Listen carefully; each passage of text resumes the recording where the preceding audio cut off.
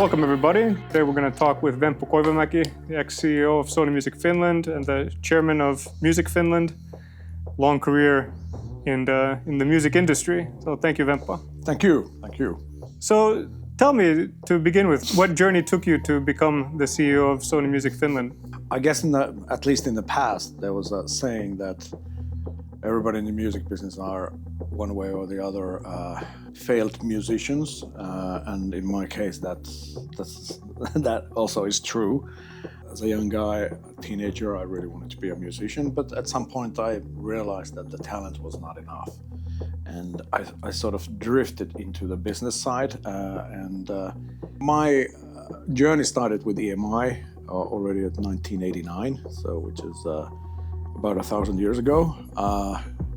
I started in marketing, and in '99 I rose to run the Finnish and the Baltic business for EMI.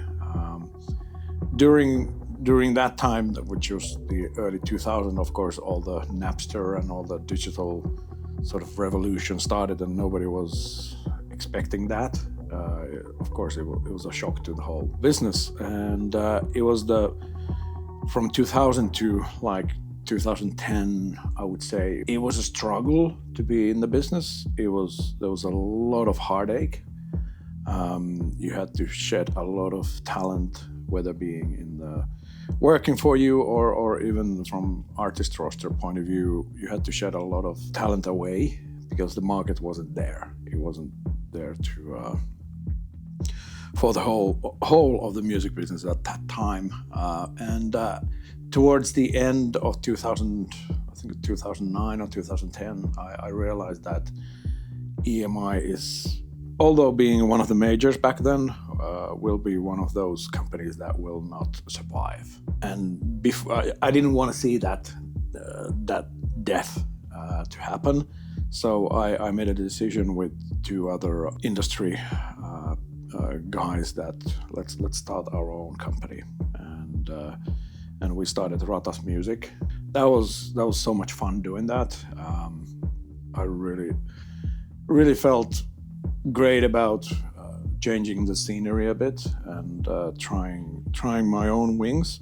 But Ratas Music we did, I think it was about 2 years, when Sony approached me that they wanted to hire me as an MD, and of course I said that first I was a bit against it. I was like, I've seen this major game already and I just got out of it. I wasn't sure like what would be a good way to go in this case.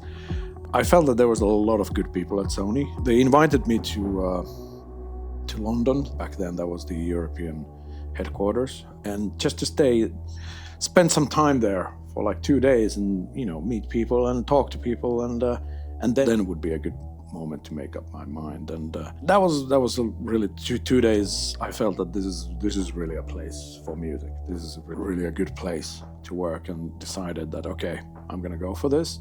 And obviously at the same time, me taking that role, one of the points was that either I would have to sell my shares of Ratas, or we as a combination, the whole company, we would sell the whole company to Sony. And together we decided that it's better to sell the whole company. And Sony bought it after a couple of months after I started. That was a wonderful, I think it was 7 years in the end. And of course, coming back to the major music business around that time was again happy time, because Spotify had already sort of broken through and the growth was there, and you could concentrate more on the real thing, the core thing of developing talent and nurturing that talent. So that was a really happy time. Yeah, no, it seems like every decade there's a huge flux with the music industry, from going from like 90s of digital hard copy, and in some ways maybe the golden age or era of kind of radio and media, then being disrupted by digital, and then going into the streaming era. And I feel like there's been this kind of condensation of power, where on one side you have the three big major labels, but then you have this bursting independent scene, and it feels like all the rules have been rewritten. Well, it's funny. Many things, of course, have changed, but then you can see as sort of some kind of a cycle as well. What's been happening? Of course, when I joined the music business, that big part of the business was how you handle the distribution and the physical side of things. So obviously, that side is so different from today. The physical is almost non-existent. I mean, it's still there, but it's not like it was 30 years ago. So that's been a huge change. But there are some things like when music business really started in the 50s, 60s, it was about singles. The whole business was about individual songs. Then came the sort of the album format creeping in, and I guess some ways the golden age was like 70s, 80s, 90s for albums. But what you see in the streaming world nowadays, it's sort of back to the cycle of singles. It's about songs, individual songs. The songs are what matter, and especially when we're talking about new music, new creations. It's about individual songs. Of course, I'm now talking about more of the mainstream genres. Of course, classical is still classical as it was, and so on. But if we're talking about the sort of the mainstream pop music, it's about individual songs, much more than it was last 30 years, but it's again back to what it was originally. I think it was like a couple of years ago when somebody very wise said that we are now entering the golden age of content. You know, not only music, but content in general. And yeah, that definitely is the case. That's what I believe. You know, we've already seen all the growth of how much people actually consume content nowadays. I remember in 2000, around that when Napster came out and all that. I remember all the tech companies, phone companies, whatever. They were always saying that he who owns the pipes, so to speak, where the data goes, is the master. But it's funny nowadays. Who cares who owns the pipes? What's in the pipes is what matters, and that's how it should be. Yeah, and it's quite shocking when you look at the numbers. Like, I think it was like 70% of like Spotify streams are legacy catalog music. Yeah, it's actually much more than that even. More like 80 plus. Yeah, Finland is a pretty unique country. Like, we definitely have an overrepresentation of death metal and like kind of this rough music. And like Germany definitely is a big country that loves to take everything from hymn to Children of Bodom and these types of bands. But like, as a chairperson at Music Finland, like how did you see kind of like Finland's perception in the global market when it comes to music and music technology? Well, I mean, I think it's success that defines the image. And of course, we've had so much, I mean, Finland, we've had so much success in the rock scene all around the world. But we have also had a lot of success in pop, from whether it's Bonfunk MCs or Darude and so on. It's funny, I mean, we always think of, I mean, we are a very small country, whatever, 5.5 million right now. We always think about that, you know, when do we get the next success, and you know, where is it coming from? And the fact is that when you put it in perspective, compared to the size of the country, we are actually really successful in music exporting. We really are. I mean, of course, there's a lot of genres, you know, starting from classical. We've always had a huge classical source of talent. I think we should always be proud of that. But of course, we are not very good at being proud of what we have. Yeah, I'm kind of thinking, is humility the big problem here? Yeah, it is. It definitely is. But I remember some years ago, there was, I think it was on Billboard. This must be like 25 years ago, whatever. But it was a year when him broke through big internationally, and Rasmus, and might have been not Nightwish or something else. But there was many Finnish talent that broke through, and there was a Billboard story about that. They were putting these statistics, and when you take into account the population and our success internationally in music, for example, in Europe, we were by far the number one. I remember that was quite an amazing fact. And something like that should have been cheered everywhere. It should have been on the front of all newspapers, but I don't think nobody else than me read it even.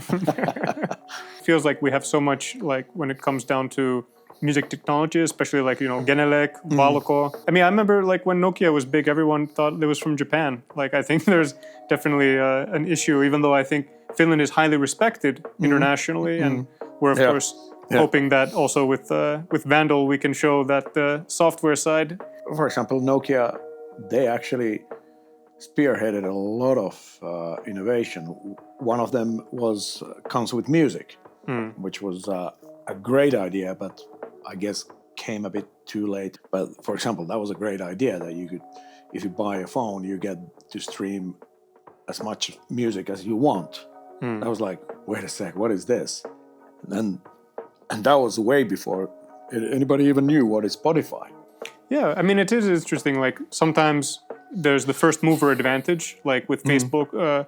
Well, even there, like of course we had MySpace and whatnot before. So sometimes it takes some time for the technology to mature to a point that it reaches that critical mass. Yeah, timing.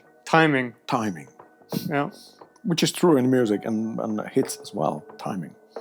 Definitely. Yeah, I mean, we see the resurgence now with so many 80s songs kind of that didn't have maybe the biggest success back then, but are kind of rediscovered through TV shows and movies that get this new resurgence. When Kate Bush's Running Up the Hill went number one everywhere in the world through Stranger Things.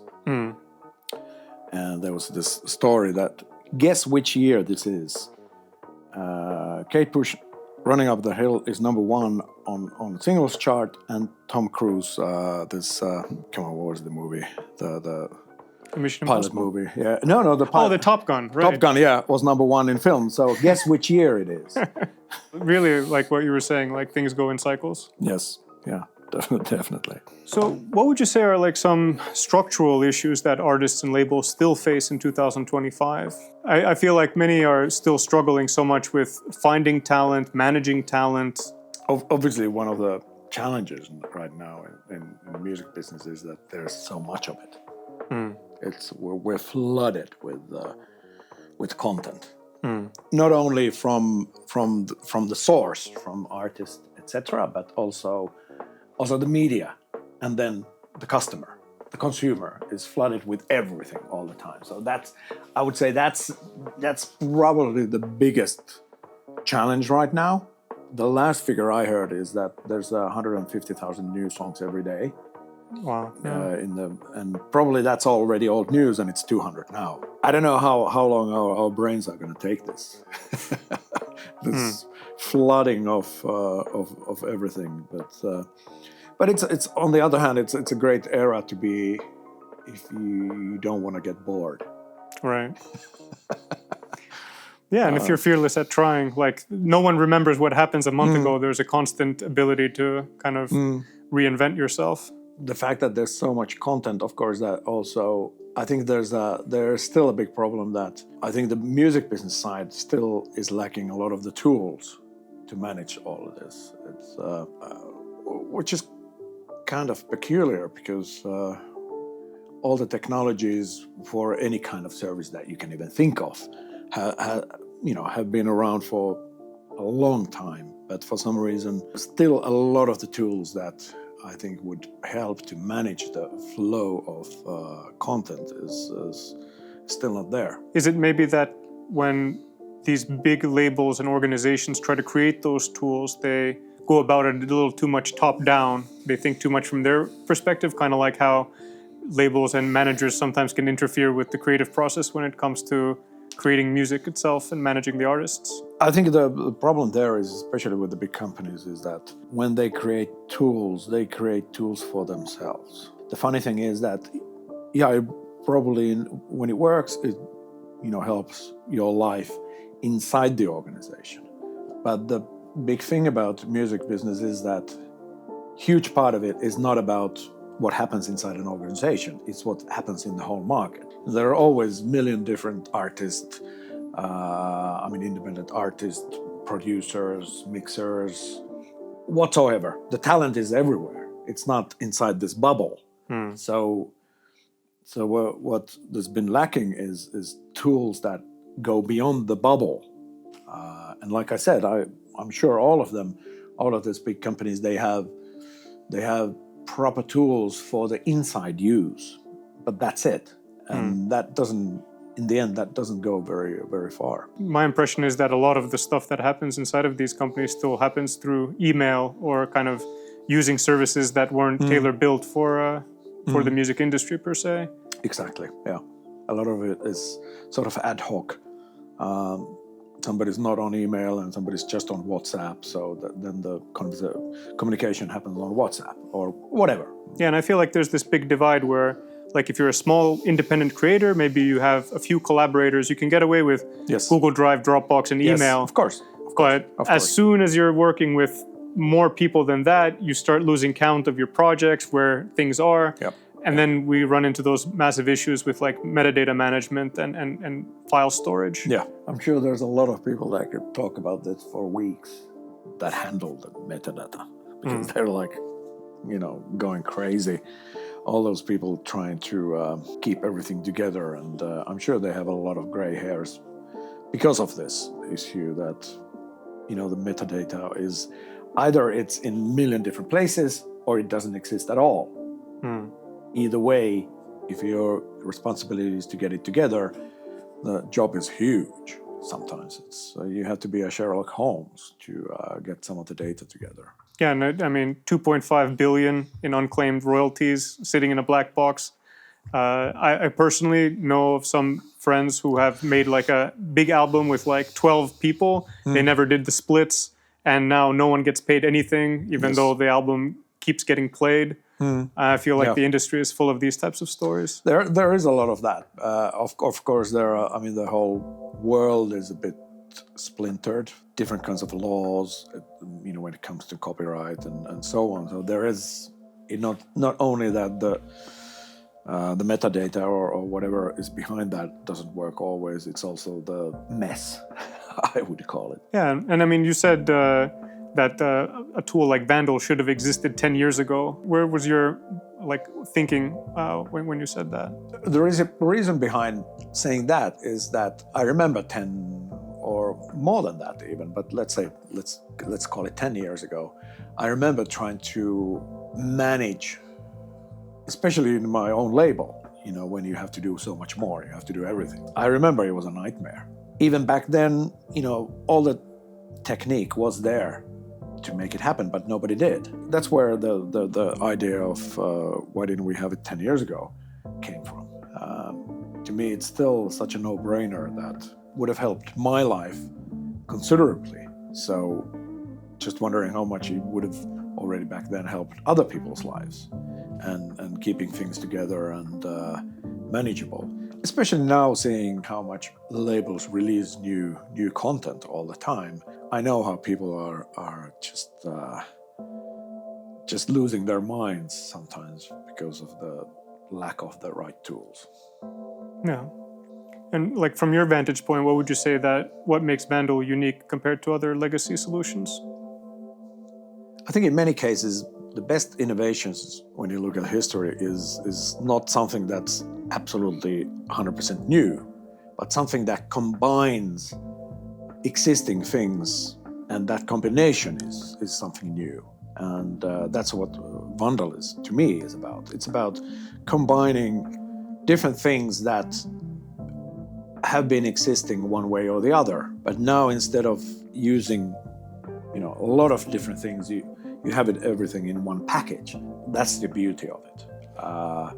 And at the same time, when you have that one go-to place for whatever project you have, also you have the history there. You know what's happened. You know what happened 6 months ago with that project. You can still backtrack, and I just love that because it makes managing your projects, to me, it's like managing your life so much easier.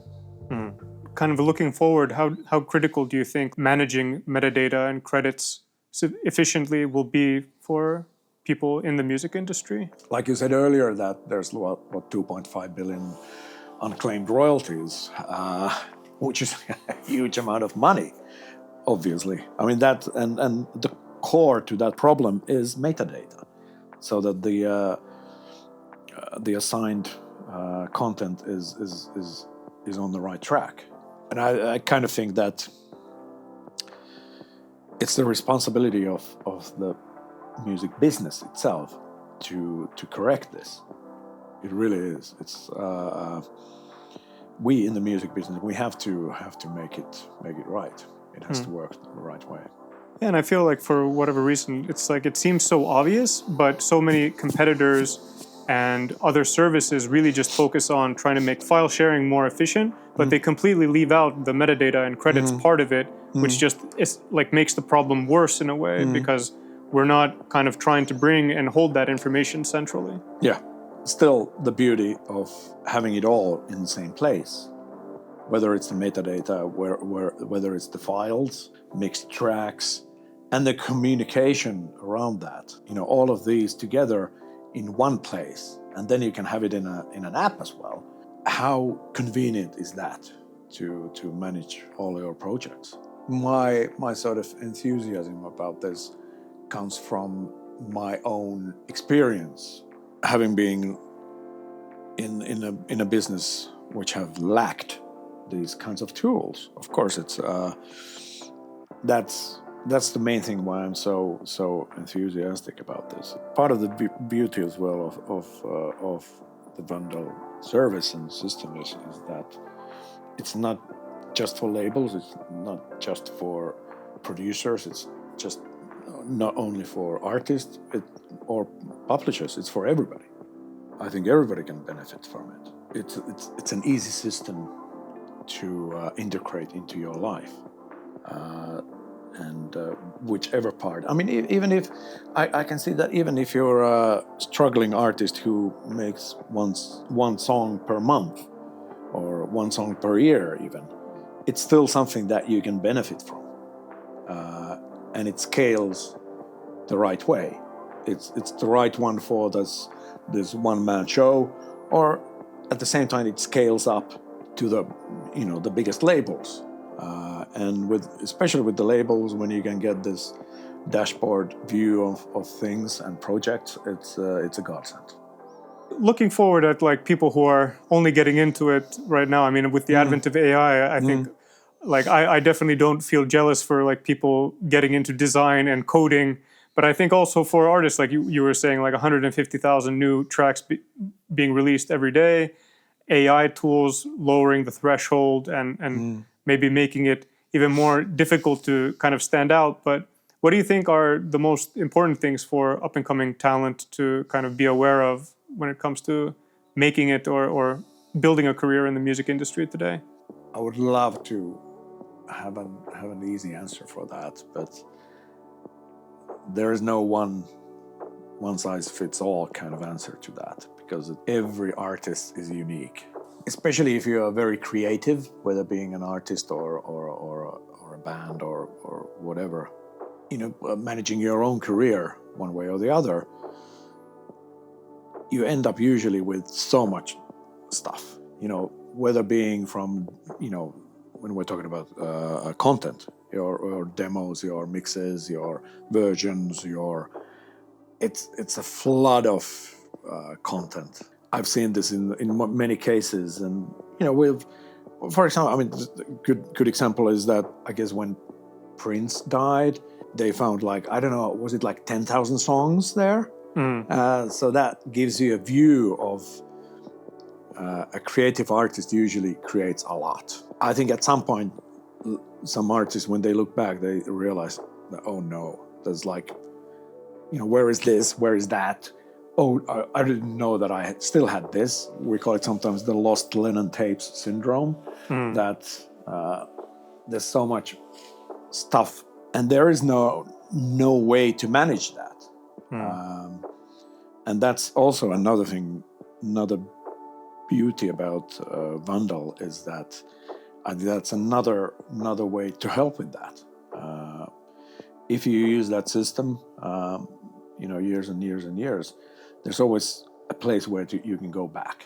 Whichever way you use the system, but at least there's some place from which you can at least find it. Okay, I know that this is something that I did a year and a half ago. That I think is one of the points. Yeah, kind of like being more as structured as you can be as early as you can. Yes, exactly. And I think it's definitely something that surprises everybody in life, whether it's exercise, dieting, music career, like the amount of volume needed to get results. You always think it takes this much, but then you see that that's actually just the entry point. Yes, exactly. Yeah. Who do you think would benefit from trying out Vandall? Everybody who wants to make their life easier. That's for sure. Thank you so much, Wemppa, for your time. Always a pleasure to hear wisdom from someone who has had such a long career and has seen so much change and still remains excited about what's to come. So thank you very much. Thank you. Thank you.